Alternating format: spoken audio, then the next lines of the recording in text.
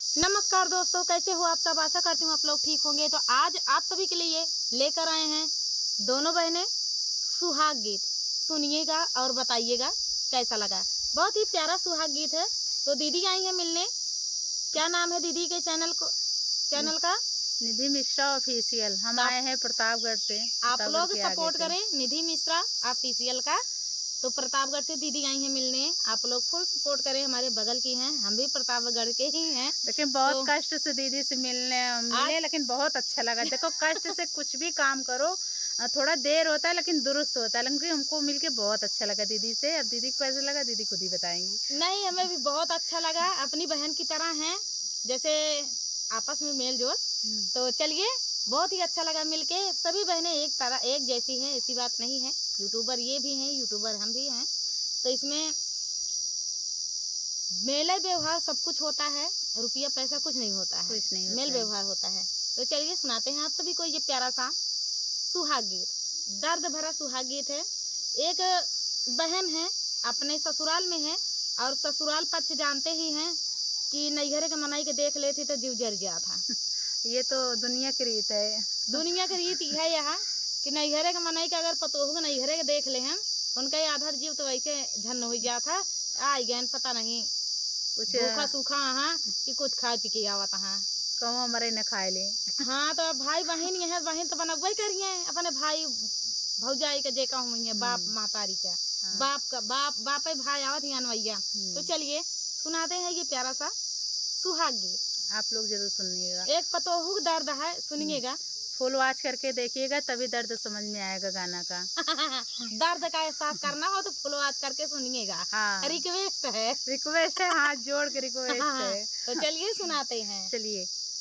मोरे नाई हरवा से आवे बीरनवा रे आतावा हार दिया का गाठे रे ललनवा रे हथवा हार दिया का गाठ रे ललनवा। मोरे नाई हरवा से आवेला बीरनवा रे हथवा हार दिया के गाठ ललनवा रे हथवा हार दिया के गाठ रे ललनवा। मचियाई बैठी है सासू बढ़ई तीन अरे थामा सासू हरदी का गाठ रे ललनवा रे थामा सासू हरदी का गाठ रे ललनवा। घर में से निकली है बहिनी कामन दे अरे ठाड़े बैली बीरना के देश पास रे ललनवा अरे ठाड़े बैली बीरना के पास रे ललनवा। घरवा से निकली है बहिनी कमानी दे अखाड़ी भैली बीरना के पास रे ललनवा। अब देखा आगे आगे का हो था, जीव तो जरी गया है सास तो वैसे न देखता ही पतोहू भैया का। तो चलिए देखते हैं आगे क्या होता है। मचिया ही बैठी है सासू बरई तीन अरे बीरना भोजन काऊ बनाई रे ललनवा अरे बीरना भोजन काऊ बनाई रे ललनवा। अब देखा आगे आगे का होत है, जीव तो जरा है यही है। अब देखा का कहती यहाँ। अरे मोरे पाछवर बाटै सरसई को डरिया अरे भिटवा चकवाड़े का सागरे ललनवा अरे भिटवा चकवाड़े का सागरे ललनवा। सुनहु ना मोरी बहू हरी हमारी वारजिया अरे बीरना भोजन वही बनाओ रे ललनवा अरे बीरना भोजन वही बनाओ रे ललन। अच्छा जे जे देखा देखा था गाना में चकौड़े का साग के खाए है, हमका कमेंट में जरूर बतावत जाया।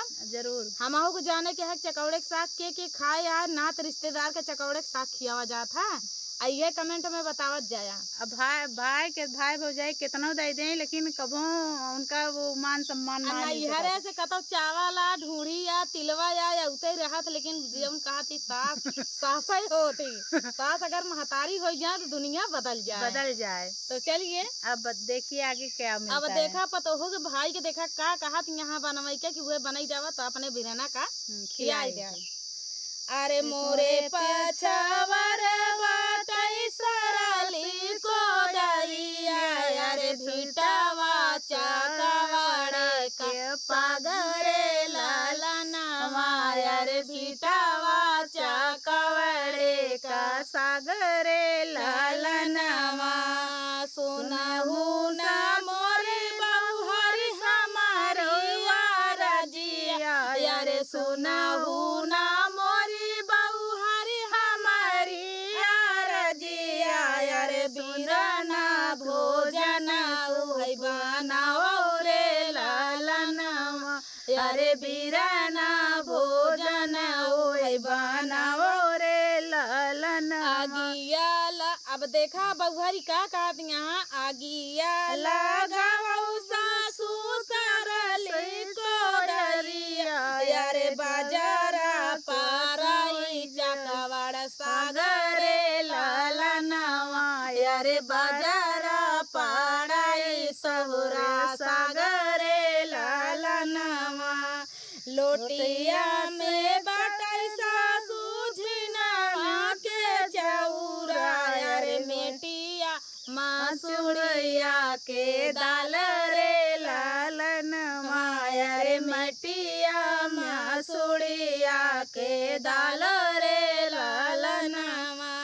सुनहु ना मोरी सासू हमारिया रजिया, अरे बिरना भोजन वही बनावै रे लालनवा, अरे बिरना भोजन वही बनवै रे लालन। जब पतोह नाई बोलत नहीं तब नाई बोलत रही, भाई की बात बनी तो बोले लागी, अब पतोह बोली हैं। एक गाना में रहा पतोह नाई बोलत रही बेचारी, चकौड़े के साग बने के अपने खवाई सी भाई का। सुने हो वो? हाँ सुने। वह गीत में आप सब सुने हुई है कि चकौड़े का साग और का कोदाई के रोटी बनाई सी, बनाई के खियाई सी, आ कहते नहीं जेवन बैठे हैं सार बहनोइया, लाले लाले आखिया लिलोरे रे ललनवा। तब का करें, कतो का केहू के भाई अपने घरे नहीं खाते तो रिश्तेदारी में खाई हैं हर समय, लेकिन जब पतो दबी रही तब दबी रही, अब हम नहीं दबी यहाँ। कहेन मेटियम बाटा है झिनवा का चौरा देखे रहे, लेकिन भाई भी ने बनाओ जरूर। आ गगरी में मसूरी का दाल वह चलता ही बनवाए, जवन करे को कैलू। अब आगे देखिए। जेवना जेवना बैठे सारा बहनोइया, अरे बिरना का ढूरई लागे आसरे लालनवा, अरे बिरना का ढूरई लागे आसरे लालनवा। किया सुधी आई बिरना माई के काले बनाया, अरे किया सुधी भाऊजी का सजरे लालनवा, अरे किया सुधी भाऊजी का सजरे लालनवा। नाही सुधी आवई बहिनी माई के काले बनाया, अरे नाही सुधी आऊजी का सजरे लालनवा, अरे नाही सुधी भाऊजी का सजरे लालनवा। ये तारोए बहिनी तोहरी विपतिया, अरे जारी जोरी भाईलू कोयली रे लालनवा, अरे जारी जोरी भाईलू कोयली रे लालनवा। इहै दुख मोरे भैया बाई जिन बताया, अरे डोलिया कहरा लइके आई है रे लालनावा, अरे डोलिया कहरा लइके आई है रे लालनावा। इहै दुख मैया मोरे माया नहीं बताया, अरे माचिया बैठी माया रोई है रे लालनावा, अरे माचिया बैठी माया रोई है रे लालनावा। ई दुख मोरे भैया भौजी जिन बताया, अरे नाही रामारा सोया बिरही रोई है रे लालनावा, अरे रामारा सोया बिरही रोई है रे लालनावा। इहै दुख मोरे भैया जगवा के अगवा, अरे इहै दुख काया भैया अगुआ के अगवा, अरे जवाना करवाई मोर बियाह रे लालनावा, अरे जवाना करवाई मोर बियाह रे लालनावा। तो दोस्तों प्लीज सुनिएगा, बहुत दर्द भरा ये गीत है। हमको तो अंदर से रोना आ गया है, लेकिन फिर भी संभार लिहिन दीदी। आप सभी को कैसा लगा आप लोग प्लीज बताइएगा कमेंट में, किसके किसके आंसू निकल गए। बहुत दर्द भरा है। हाँ, तो ये पहले के जमाना रहा, जैसे जमाना रहा, जैसे विपत पतो हो ऊपर बीतत रही ही, वैसे गीतों बन जात रहा है। तो चलिए, आप लोग कमेंट करके जरूर फुल बताइएगा। वॉच करने के लिए धन्यवाद दोस्तों। मिलते हैं नेक्स्ट वीडियो में, तब तक के लिए बाय बाय।